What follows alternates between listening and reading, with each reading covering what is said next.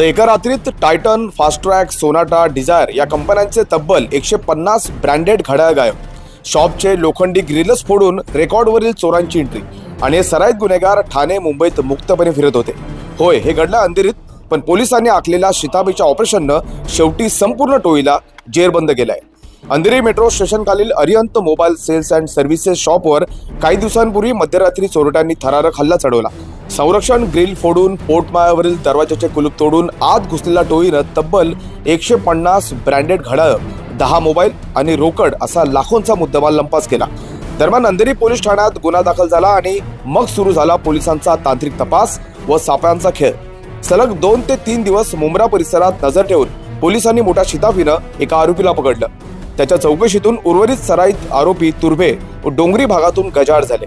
मुंब्र्यात राहणारा मोइनुद्दीन नजीम शेख, वाशी येथील साबीर मुस्तफा शेख, डोंगरीमधील अमरुद्दीन अली हसन शेख आणि ऐरोली येथील प्रभू भागलू चौधरी या रेकॉर्डवरील गुन्हेगारांना अंधेरी पोलिसांनी अटक केली आहे आणि टोळीपासून 123 ब्रँडेड घड्याळ पोलिसांनी जप्त केली आहेत. या धाडसी कारवाईत पोलीस आयुक्त देवेन भारती, सह पोलीस आयुक्त सत्यनारायण, अप्पर पोलीस आयुक्त पश्चिम विभाग परमजीत सिंग दहिया, पोलीस उपायुक्त परिमंडळ 10चे दत्ता नलावडे, सहाय्यक पोलीस आयुक्त गजानन पवार यांच्या मार्गदर्शनाखाली संपूर्ण ऑपरेशन राबवण्यात आलं.